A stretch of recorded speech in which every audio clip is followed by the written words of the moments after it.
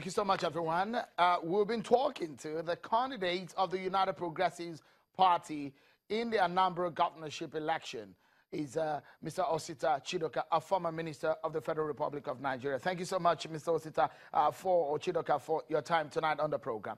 It's interesting, some of the things that you said, the kind of assurances that that you are showing in this race.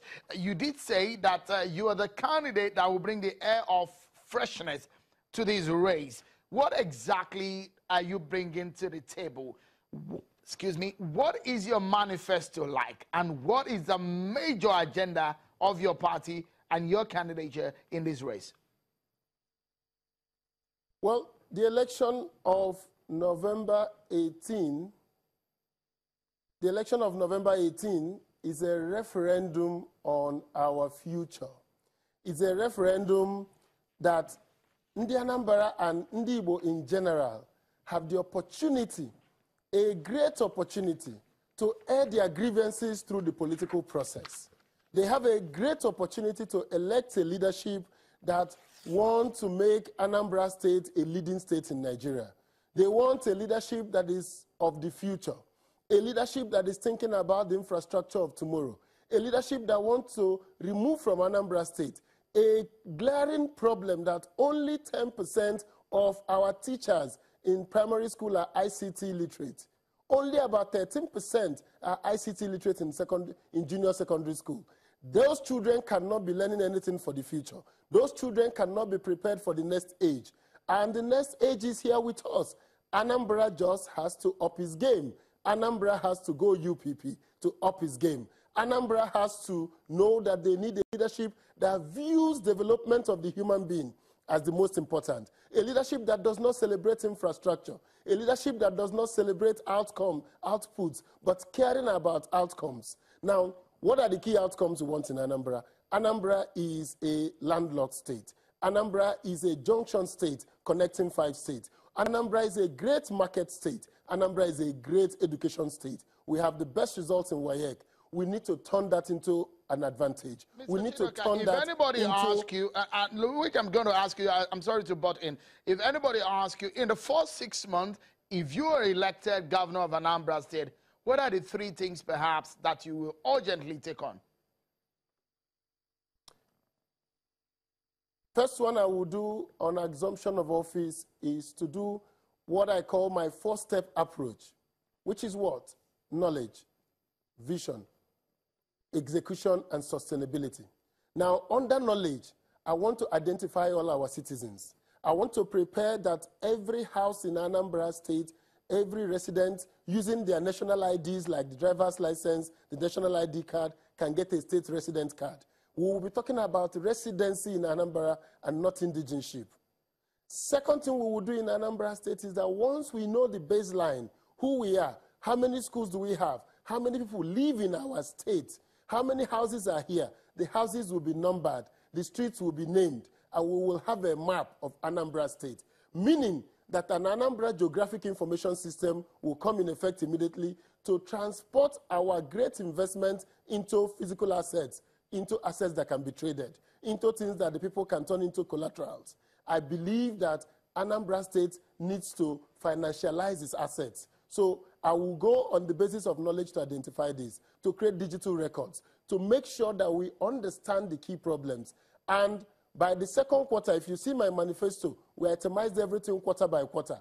By the second quarter, we will have gotten all the stakeholders in the key parts of the economy to map out a shared vision. We want a vision of 10 years. We want to begin today to turn around the decay into our great opportunities. And now, because I would have loved to take you on, sorry, if I may come in quickly, because of our time, we need to take up on all these, some of these issues quickly. I would have loved to take you on some of these issues, because the issues of poverty level, the issues of unemployment, the agitations in that region, a lot of people will be asking some of the things that you are talking about to elitists, talking about your people and how you can take them out of poverty, putting food on their table. But the issue again here is the fact that you are jumped from one party to another party, which some of your critics say that you're desperate. Are you desperate to become governor of Anambra State?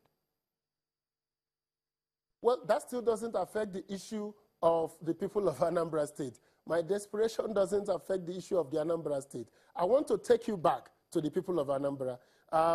Every politician in Anambra, in all the parties in Nigeria today, the system has been fluid. People have moved from one party to the other. Across the globe, politicians have moved for party. Political parties are vehicles that aggregate your thoughts at a particular point in time. And today, the UPP represents most of my philosophies and ideologies. And I have found succor in the UPP. And most importantly is, what value do we have for Anambra people? And that brings us back to the issue of putting food on the table, of making people have access.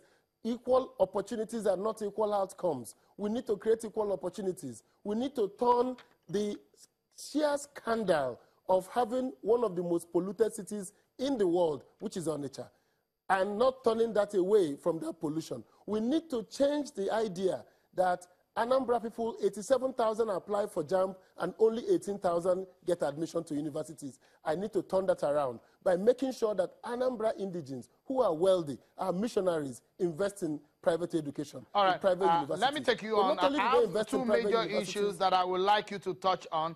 And one of it is, quickly, if you touch on this one, your relationships with Mr. Nnamdi Kanu, and some of your thoughts on the issues of IPOB and the Biafra agitations. And you did say on this matter, and I will quote you now.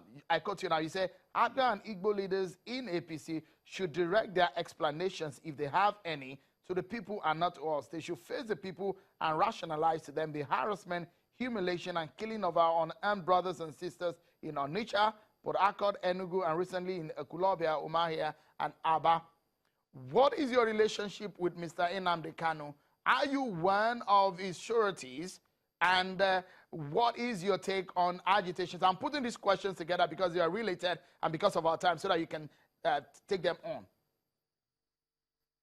My idea, first and foremost, is that the agitation for Biafra is within the remix in any political system of anybody who feels strongly about any idea. In America today, people are still talking about the Confederacy. People are still using the flag of the Southern Confederacy in the United States. In all over the world, people are free within democratic rights to express their views. And I am solidly in support that people must follow the laws of the land in expressing their views. Now, that said, I am also of the considered view that if the Igbos and many of us feel that we are not getting a right deal in Nigeria, and I believe that we can resolve that through the political process. I am saying we need to elect the leadership that will represent our people. We need to elect the leadership that thinks about the people. We need to stop electing the leadership that are mercantile. Since colonial times, there has been effort to impose leadership on Igbo land. The warrant chief system was the colonial attempt to provide leadership in Igbo land. And I tell you, the warrant chief system failed. Any attempt to impose leadership on Igbo land will always fail. So the agitation for Biafra can be understood by the fact that the Igbos feel that their current leadership does not represent them. Because we need to go now. We are out of time. We're out of time, Mr. Chidoka. But before we close, and this just in 30 seconds because of our time, who is funding you? The people of Anambra State and the Nigerian people. One of the only few candidates that have online portal for donations, that have conducted fundraising events around the country, and people are contributing. They believe in the power of my ideas. I believe that any politician whose power of ideas does not lead to people contributing, that politician is only but a merchant.